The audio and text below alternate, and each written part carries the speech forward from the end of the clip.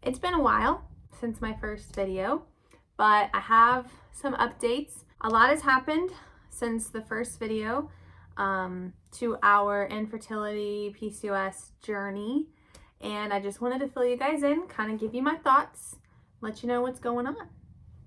Let me get you caught up. I wrote it all down because a lot has happened since, like I said.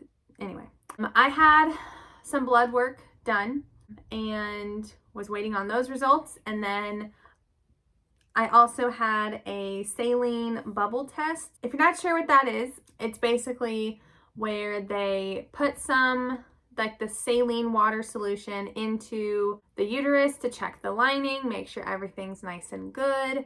And then the bubble part of that test is kind of interesting, actually. They put I don't know how else to describe it other than they blow a bubble or put a bubble up into your vagina, and then they're supposed to, with the ultrasound, follow it to make sure that both of my fallopian tubes are nice and open and everything's a-okay. They send you like an email with just tips and advice on what's going to happen before the test and what's going to happen during the test, and then what might happen after. And let me tell you, after the saline and bubble test, it said that you would have mild cramping.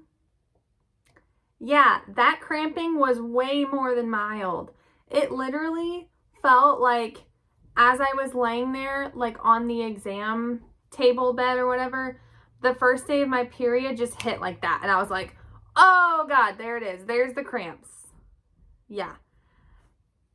Not mild. Not mild. If it says mild, change that to severe. The cramps were terrible to the point on my way home, I was driving and my legs, it was like they were tingling almost. And I had a really sharp, it was sharp and dull at the same time, like a weird pain in my chest, which might have just been from the shock of oh my God, this is terrible.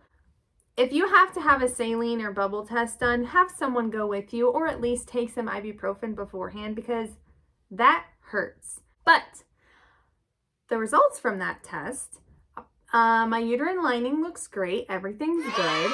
The bubble test the results were kind of okay. She said, I can see the left side. The left side is great. Everything's open. I can see the bubble. She could not see the right side, which is weird because on the ultrasound where they go up inside, they could see the right side. They could see my ovaries and everything. So I was like, why? And I should have asked this. I didn't. But now I'm thinking, why could they have seen my ovary with the inside ultrasound, but they couldn't see the bubble going through the fallopian tube? I don't know. Anyway, she recommended that I have an HSG test done, which is basically just an x-ray where they go and x-ray, put another bubble up there, so it's going to cramp again, so they can get a more definitive answer on that right side, because she didn't know why she couldn't see anything on the left or the right side. And my doctor said that doesn't mean that it's closed, that doesn't mean that there's blockage. She just couldn't see it for some reason. Obviously there could be blockage or it could be closed, I don't know. But she wants me to have the HSG test done to be sure, which was actually a really frustrating and upsetting thing, because the day that I had the bubble test done was cycle day 9. And she told me she wanted me to have the HSG test done, and she said, get it scheduled as soon as you can.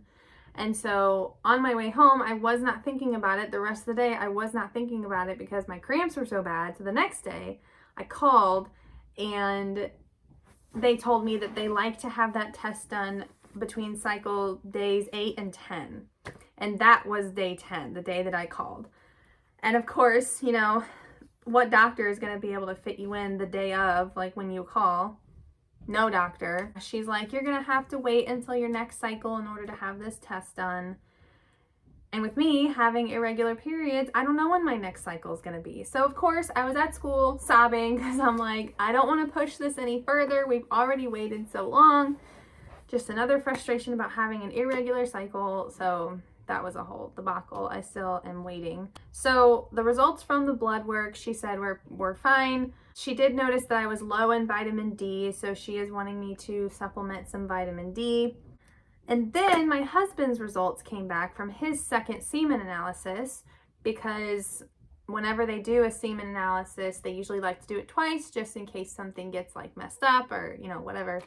And so this time she said that everything looked okay except for the count. I think she said the count was low. She was talking about that, and my husband needs to have some blood work done, so he's gonna have that, I think, next week.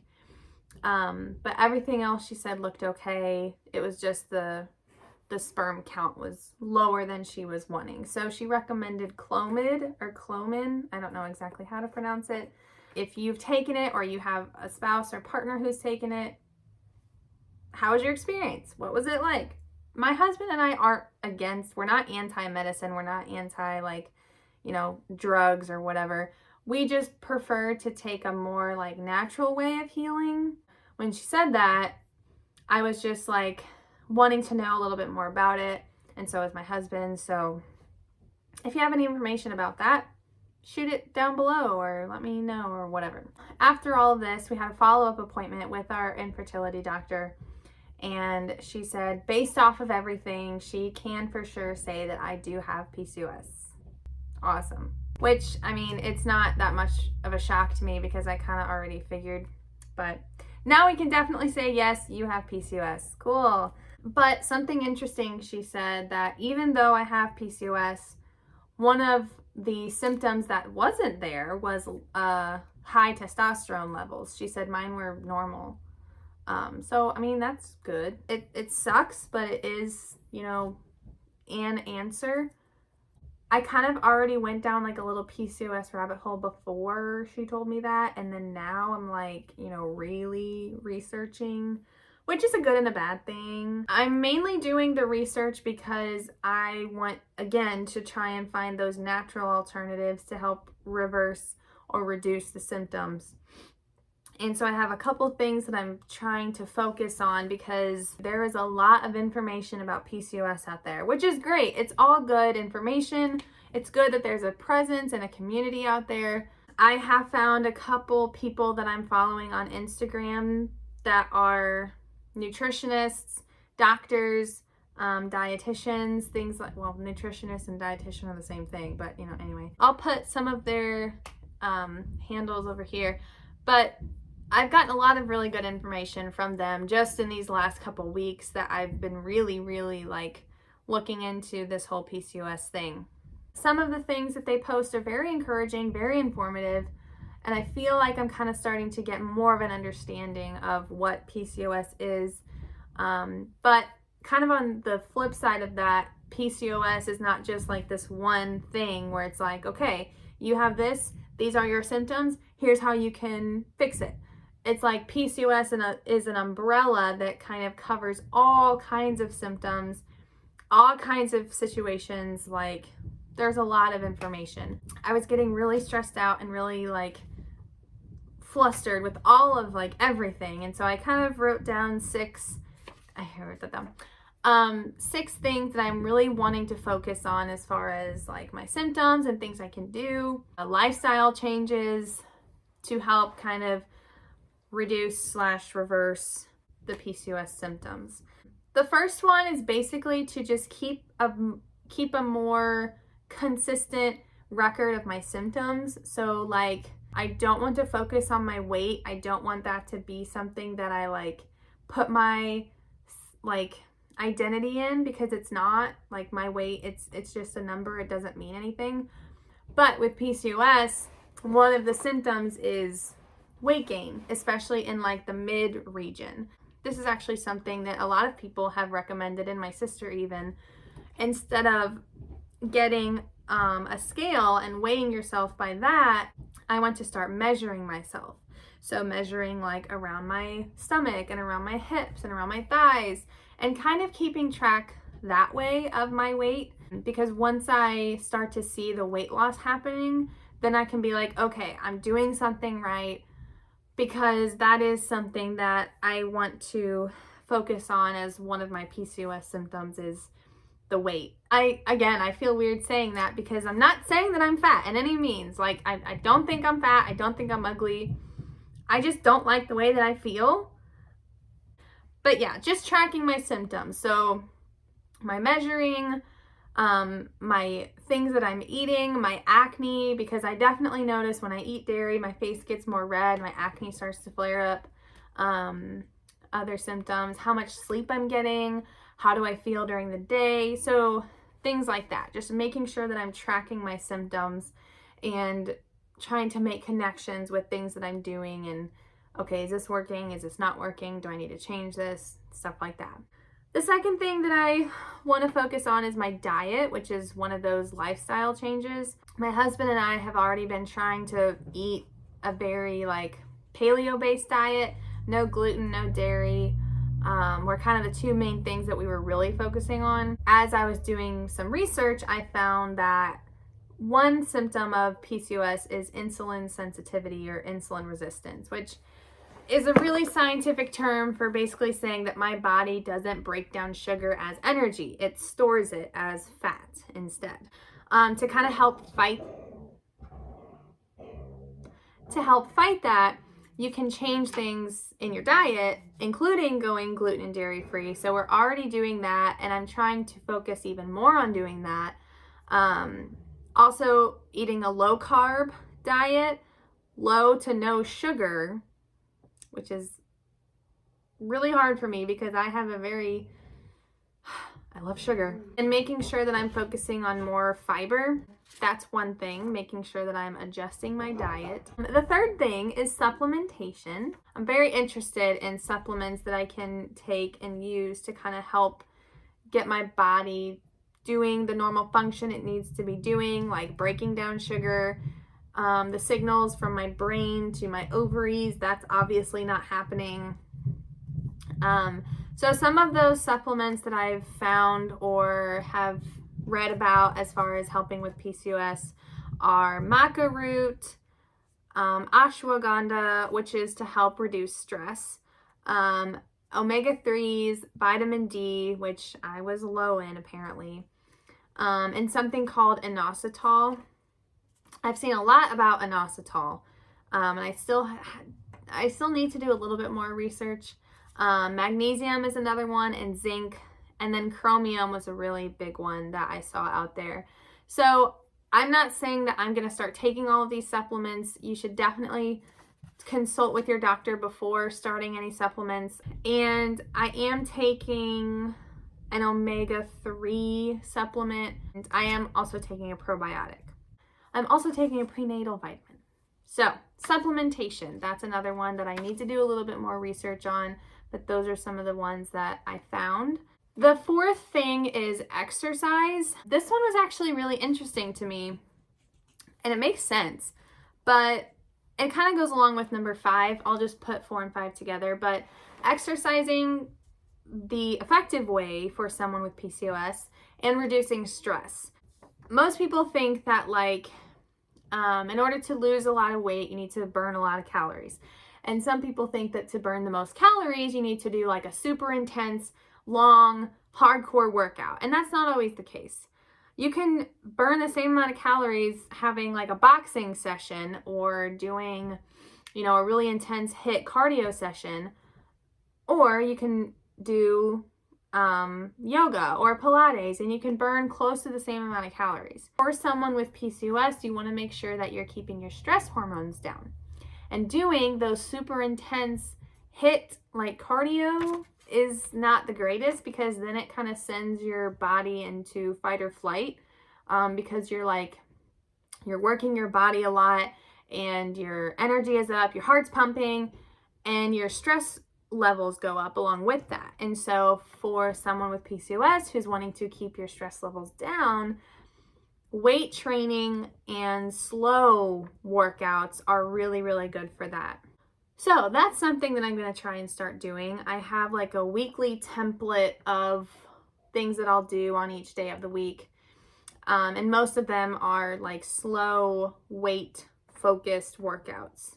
that's where we are at this point. Our infertility doctor did bring up IVF, which I'm not against. I'm not against that at all. I think that's a great option. Many people have done it and been successful. Many people have done it and it not been successful. Our doctor told us that we are great candidates for it. I still have plenty of eggs. And then my husband's sperm count is still, like, he still has plenty, even though it's lower than she wants. There's still, you know, I think she said the average was between 15 to 20 million per, like, amount of sperm or whatever, and his was 10. So, like, there's still a lot there. 10 million's a lot.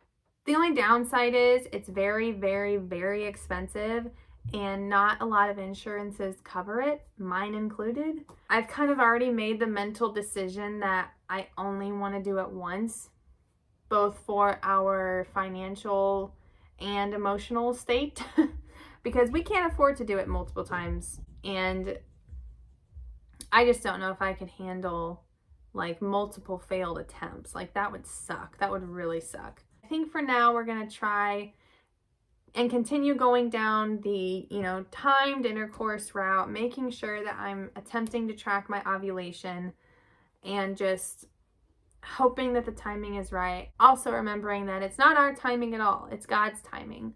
I just really want to focus on trusting God's plan and knowing that His timing is perfect, because there have been multiple times throughout my life that He has already proven that. I think that's where we're at. Mentally, I'm in a pretty good state. I do still get upset and sad. Mother's Day was not fun. But I thought about Mother's Day in a different perspective, because I was not looking forward to it. And then I was like, you know what? I have to just change the way I think about it, because Mother's Day is a day that we celebrate our mothers, obviously. And not only can I celebrate my mother, but I can celebrate the way that I kind of am already a mother in a couple of different ways. I'm a fur mom. I have 2 fur babies. They annoy the crap out of me, but they're mine. Like, I am their caretaker. I am their parent, essentially.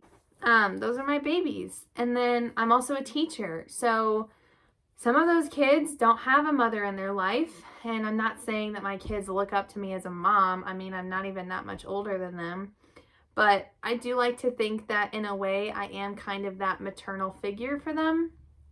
I try to encourage them. I try to instill, you know, life skills that they're going to need. I try to teach them English. Sometimes it works, sometimes it doesn't. So I am a mother in a couple of different ways. I also am thankful for my mom, who is constantly giving me just an amazing example of what a mom looks like and what a mom should be. And so that was kind of my mentality on Mother's Day, that was more positive and more encouraging, because I didn't want to just sit there and feel sorry for myself, because that's just selfish and dumb. So I didn't. Yeah, I think I've rambled on enough. If anything happens, if anything changes, of course, I'll update. But once again, like I said in the last video, if you are currently going through a journey similar to mine, I hope this is encouraging for you. Maybe it's a little bit informative. Don't be scared by that first diagnosis. Don't feel defeated. Don't feel like it's impossible, because it's not. Women all over the place have proven that you can have PCOS and have a baby. You can reverse the symptoms of PCOS. And if you are someone who has already gone through this, I would highly appreciate it if you left some advice or tips or comments or thoughts down below, and just that this develops into like a supportive, encouraging community in this little corner of, you know, the internet. That's all I have to say about that.